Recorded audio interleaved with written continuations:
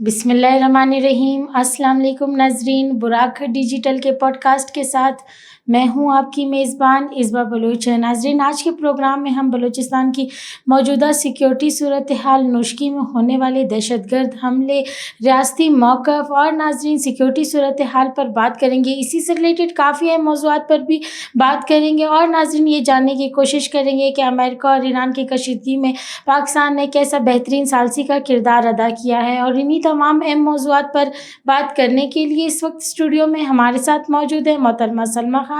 آئیے ویلکم کر کے پروگرام کا آغاز کرتے ہیں۔ السلام علیکم سلمیٰ خان۔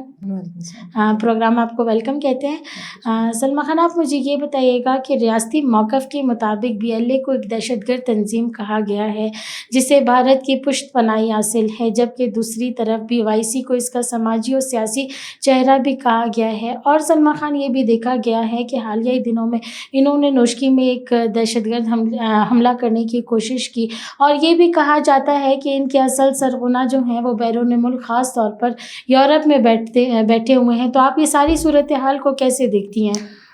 بسم اللہ الرحمن الرحیم۔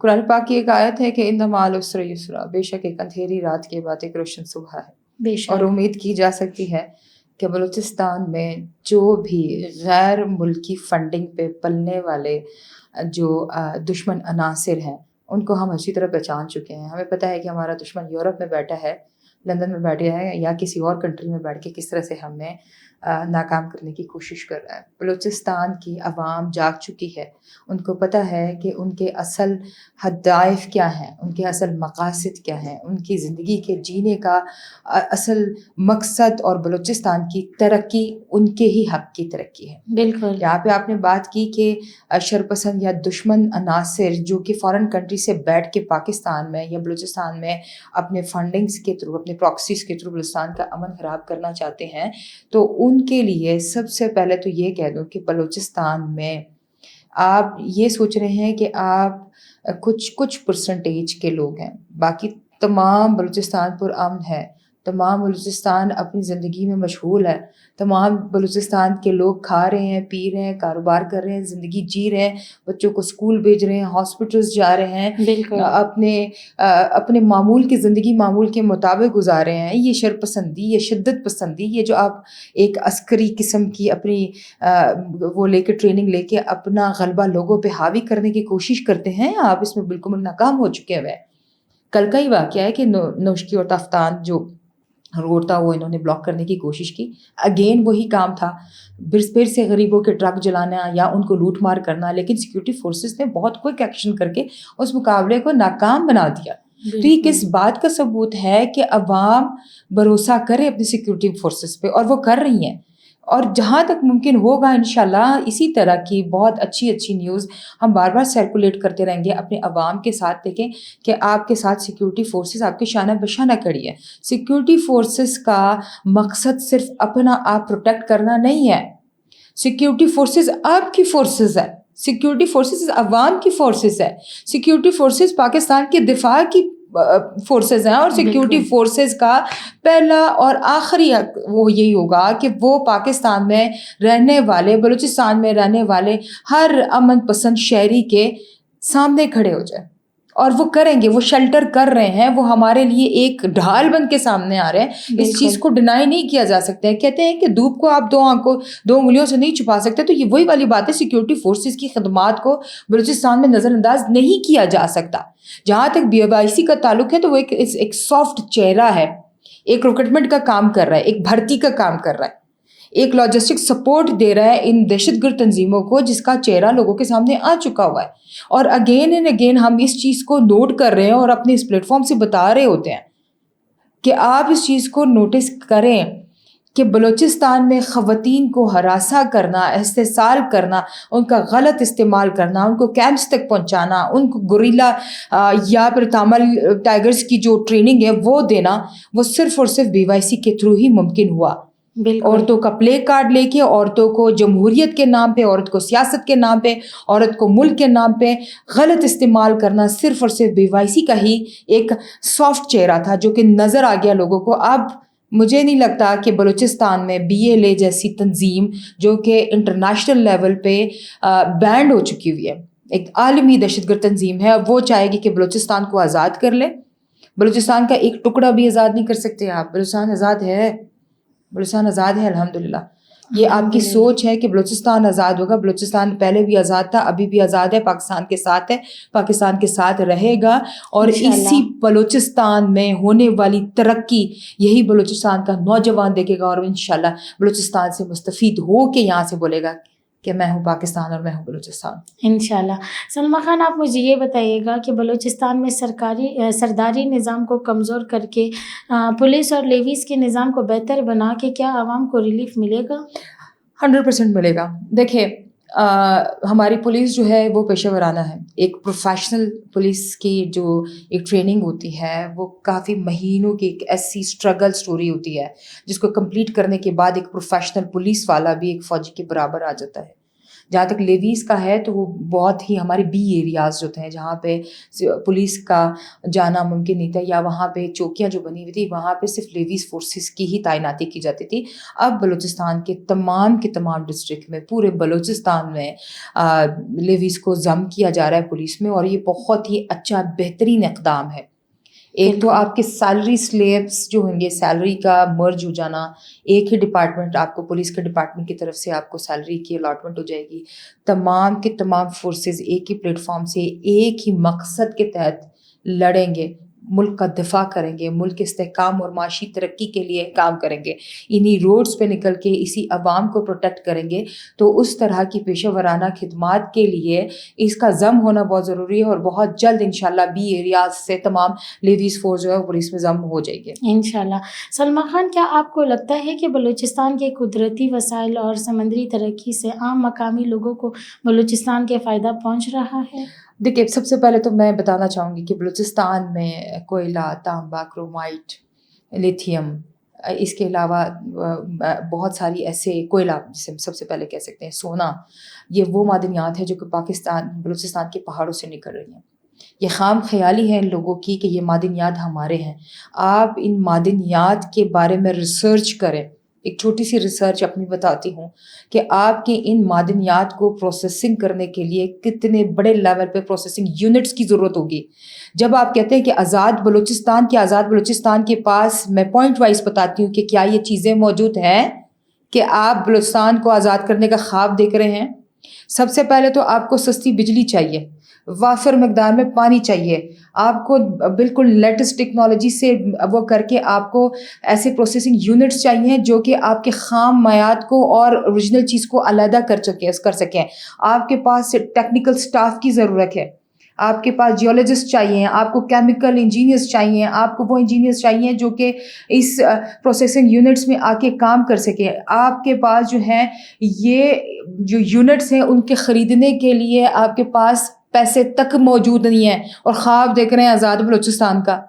تو یہ معدنیات جب تک آپ فیڈرل کی، جب تک آپ انٹرنیشنل انویسٹمنٹ کی، جب تک آپ دوسرے ممالک کی معاونت سے نہیں سٹارٹ کریں گے، تب تک یہ معدنیات صرف زمین کے اندر ہی دبی رہیں گی. اس لیے ان معدنیات کو نکالنے کے لیے بہت لارجر لیول پہ سوچنا پڑے گا. ہم نے باقی صوبوں کے ساتھ مل کے بلوچستان کی ترقی کے لیے ان معدنیات پہ کام کرنا ہوگا.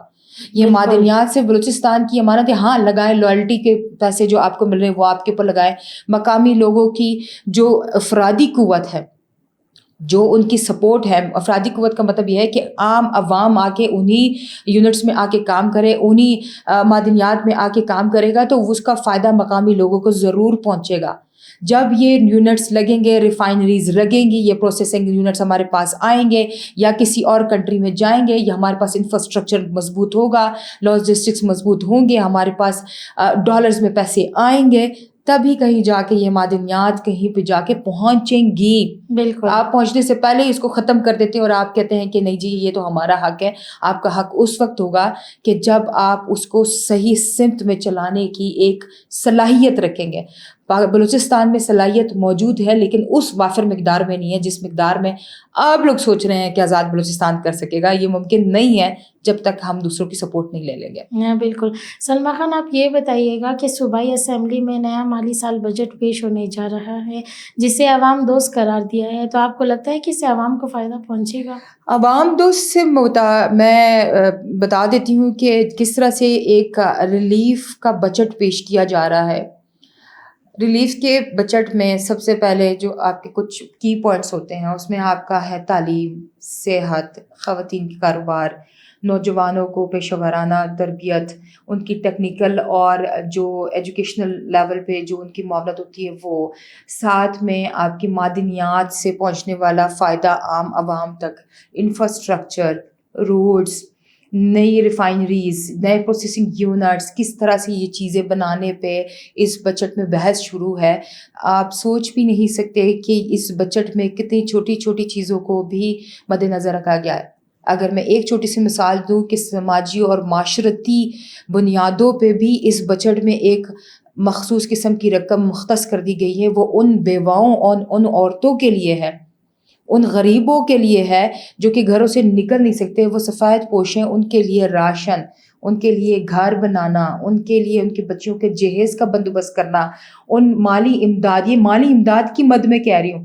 باقی ڈیولپمنٹ کے پروجیکٹس تو چھوڑ دیں کہ بلوچستان میں کتنے لارجر لیول پہ یہ پروجیکٹس کام کریں گے، لیکن اتنے مائنر لیول پہ کہ پینے کا صاف پانی بھی اگر کسی ڈسٹرکٹ میں موجود نہیں ہے تو وہاں پہ بھی آپ کے واٹر فلٹر پلانٹس لگانے کی ترقی کی بات کی جا رہی ہے. تو یہ اس لیے عوام دوست کہا جا رہا ہے. جن ہاسپٹلس میں میڈیسنز نہیں ہیں وہاں پہ میڈیسنز ہوں گی، جہاں پہ ہاسپٹلس میں اچھے ڈاکٹرس کی کمی ہے نئے ڈاکٹرس کی بھرتی کی جائے گی، نئی امپلائمنٹ جنریشن کی جائے گی. آپ اس چیز کو غور و فکر سے دیکھ لیں کہ جن ڈسٹرکٹس میں ہیلتھ یونٹس نہیں ہیں ان جگہوں میں ہیلتھ یونٹس بنائے جائیں گے، اسکولس بنائے جائیں گے، نئے اساتذہ کی بھرتی کی جائے گی. تو کتنا خوبصورت قسم کا ایک بجٹ پیش کیا جا رہا ہے. اس بجٹ کی خوشبو میرے عوام میں اللہ کرے کہ پھیل جائے اور یہ سمجھے کہ واقعی عوام دوست بجٹ ہی تھا کہ جس کی وجہ سے عوام کو بہت زیادہ ریلیف ملا ہے. بالکل. سلمیٰ خان یہ بتائیے گا، جیسا کہ آپ بھی جانتی ہیں کہ امریکہ اور ایران کی کشیدگی میں پاکستان نے ایک بہترین ثالثی کا کردار ادا کیا ہے، تو آپ کیا سمجھتی ہیں کہ field marshal general Syed Asim Munir کی اس حکمت عملی نے خطے کو کتنی بڑی جنگ سے بچا لیا ہے؟ الحمدللہ، کانگریچولیشنز ٹو پاکستان کی قوم کو مبارک ہو اس اتنی بڑی کامیابی پہ، سفارتی کامیابی پہ. اور اس کے ساتھ ساتھ 1448 ہجری محرم الحرام اور پاکستان اسلامی سال کی مبارکباد بھی پیش کرتی جاتی ہوں کہ دیکھیں نیا اسلامی سال کا چاند نظر آیا ہے تو پاکستان میں ایک امید کی نئی کرن جاگ اٹھی ہے. آپ نے بات کی سی فیلڈ مارشل صاحب کی، تو کسی بھی طریقے سے ہم پرائم منسٹر شہباز شریف کو دور نہیں رکھ سکتے. ان کی ایج دیکھ لیں اور ایج کے ساتھ پھر ان کا اتنا لانگ ڈسٹینس کا ٹریول دیکھ لیں. 19 سے 20 گھنٹے کی non stop traveling Washington D C سے، ایران سے، قطر سے، اور نہ جانے کون سی کنٹریز میں جا کے انہوں نے ان کو اس بات پہ آمادہ کیا کہ آپ امن لے کر آئیں. کتنا بڑا دھچکا لگا ہے دشمن عناصر کو جو کہ پاکستان کو کہتے تھے کہ یہ ٹیررسٹ کنٹری ہے. They are calling Pakistan as a terrorist country and now they are realizing that کہ ہمارا نیریٹو غلط تھا، پاکستان از اے پیس میکر کنٹری. بالکل. وہ اس لیے ممکن ہوا کہ ہمارے یہ دو حضرات، ہماری موجودہ قیادت، ہم کسی ایک بندے کا اگر نام بھول جاتی ہوں تو اس کے لیے معذرت، لیکن اگر اسحاق ڈار صاحب کی بات کی جائے، شہباز شریف صاحب کی بات کی جائے، فیلڈ مارشل سید عاصم منیر صاحب کی بات کی جائے، اس کے ساتھ ہماری موجودہ بیٹھی ہوئی قیادت کی بات کی جائے، انتک محنت ہے، راتوں کی نیندیں انہوں نے حرام کی، اپنا کھانا پینا انہوں نے چھوڑ دیا. کس لیے کیا؟ کہ پاکستان کا نام بین الاقوامی سطح پہ ابھر کے آئے، اور ابھر کے آیا ہے. عالمی سطح پہ پاکستان کی ایک ایسی پرکشش قسم کی صورتحال پیدا ہو گئی ہے کہ پاکستان ابھر کے سامنے آیا اور پاکستان کی ایک اچھی حیثیت بن کے آئی ہے، جہاں پہ ہم اس چیز کو کبھی بھی وہ نہیں کر سکتے ہیں، ڈینائی نہیں کر سکتے ہیں کہ پاکستان نے جو کر کے دکھایا ہے وہ شاید دنیا کی بہت بڑی بڑی قومیں بھی نہیں کر پاتی. اب پاکستان جنیوا میں بھی میزبانی کر کے اس ایگریمنٹ پہ، MOU پہ، اس پیس ایگریمنٹ پہ. اور آپ بڑی اچھی خوبصورت بات بتاتی چلو، اس ایگریمنٹ کا نام ہے اسلام آباد پیس ایگریمنٹ. کتابوں میں لکھا جائے گا، بچوں کو پڑھایا جائے گا کہ اس وقت کی قیادت نے، اس وقت کی جنریشن نے کتنے صبر و تحمل سے اپنی قیادت کا ساتھ دیا، اس کے شانہ بشانہ کڑے ہوئے. اور میں عوام کو اس چیز پہ مبارکباد دوں گی کہ آپ لوگوں نے واقعی امت مسلمہ کا فخر سے سر اونچا کر دیا. پاکستان نے ہمیشہ سالمیت کی بات کی ہے، استحکام کی بات کی ہے، امن کی بات کی ہے، اور آج وہ دنیا میں امن لانے والا ایک ملک بن گیا ہے. تو انشاءاللہ میرا رب چاہے گا میری سونی دھرتی پہ امن ضرور آئے گا. پاکستان انشاءاللہ. ہمیشہ زندہ باد. بہت شکریہ سلمیٰ خان آپ کا وقت دینے کے لیے. ناظرین، آخر میں اتنا ہی کہنا چاہوں گی کہ تشدد کسی بھی مسئلے کا حل نہیں ہے. پاکستان نے ہمیشہ سنجیدگی اور بات چیت کے ذریعے ہی ہر مسئلے کا حل نکالا ہے. امریکہ اور ایران کے مذاکرات اس بات کا واضح ثبوت ہیں کہ جب عوام سیاسی قیادت ایک ساتھ کھڑے ہوں گے تو پاکستان عالمی سطح پر بھی ایک بہترین کردار ادا کر سکتا ہے. تو ناظرین، اسی پیغام کے ساتھ میں آپ کی میزبان اصبا بلوچ آج کے پوڈ کاسٹ سے اجازت چاہوں گی. اللہ حافظ.